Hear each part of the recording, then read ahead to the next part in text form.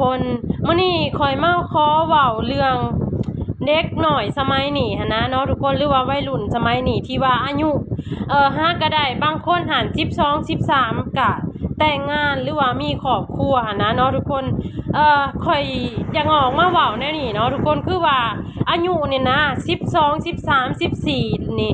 มันยังบ่ฮู้อีหยังเลยล่ะเนาะมันยังบ่ฮู้กฎของการใช้ชีวิตยังบ่ฮู้รับผิดชอบเนาะเด็กน้อยนี่นะอายุในความคิดของข่อยหัน15ลงมานี่หรือว่า12 13 15นี่นะทุกคนคือมันยังบ่มีความรับผิดชอบมันยังบ่มีวุฒิภาวะที่จะคิดได้ที่จะตัดสินใจเองได้เนาะฉะนั้นหันนะหลายๆคนหันเวลาที่เห็นลูกตัวเองหันมีแฟนหรือว่ามีผู้บ่าวผู้สาวหรือว่าคบกับผู้บ่าวหรือว่าคบกับผู้สาวเนาะแล้วอยากให้แต่งงานเนาะอันนี้คือสังคมลาวเฮาทุกมื้อนี้ตามที่ข่อยสังเกตเห็นหันนะทุกคนเนาะบ่ว่าสิไปนำกัน2เทื่อ3เทื่อนั่นแม่นอยากให้แต่งงานโลดซึ่งชุมเจ้าบ่คำนึงถึงอายุของเด็กเนาะถ้าว่าเด็กน้อยยังอายุประมาณ13 14 12 13 14 15นี่ข่อยว่าให้เขาได้ใช้ชีวิตก่อนดีบ่เนาะถ้าเขาจะไปนำกันก็ให้เขาไปทุกคนให้เขาใช้ชีวิตให้เขาลองใช้ชีวิตเขาอยากจะไปนำกันเขาอยากจะคบกันกับป้าเขาคบเนาะเฮาไปห้ามบ่ได้อันนี้เรื่องห้ามนะมันห้ามบ่ได้เนาะป้าให้เขาคบกันแต่ว่าเรื่องแต่งงานนี่นะทุกคนเรื่องการใช้ชีวิตคู่นี่เฮาให้อายุเขาฮอด18ก่อนบ่เนาะถ้าบ่ฮอดก็ประมาณ17หรือว่า16ก็ยังใครแน่เนาะเพราะว่ามันจะผ่านโลกแน่แล้วแต่ว่า12 13นี่นะมันยังบ่ฮู้อีหยังเลยเนาะข่อยหันเป็นคนหนึ่งที่อยากออกมาเว้าทุกคนอยากออกมาเว้าก็คืออยากเป็นหนึ่งกระบอกเสียงที่อยากออกมาเตือนหรือว่าออกมาเว้าเกี่ยวกับการแต่งงานนี่นะของเด็กหน่อยเนาะข่อยเห็นหลายแหละทุกคนเห็นหลายมาแล้วมาหลายคู่เลยเนาะที่ว่าอายุยังบ่ฮอดประมาณ12 13หรือว่า14นี่ก็พ่อแม่ก็ให้แต่งดองแล้วเนาะเป็นครอบเป็นครัวแล้วเวลาผิดกันมามันบ่คำนึงถึงหยังใด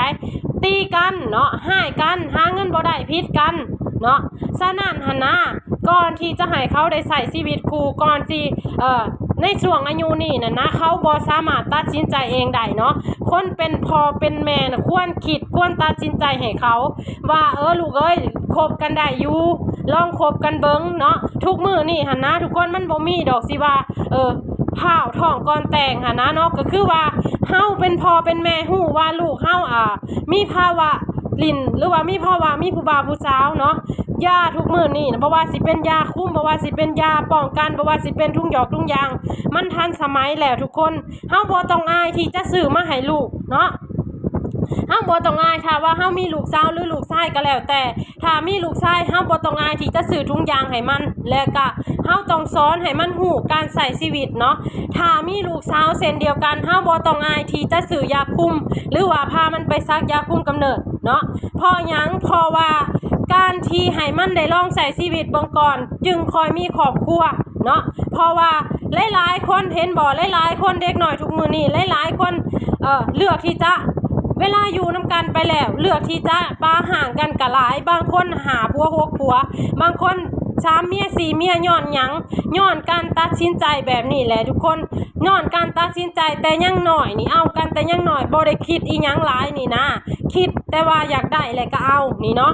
ฉะนั้นหั่นนะเด็กอยู่ในวัยนี้หั่นค่อยว่าอยากเว้าเลยว่าบ่ให้พาวตัดสินใจให้เขาแต่งงานเนาะให้เขาใช้ชีวิตเบิ่งก่อน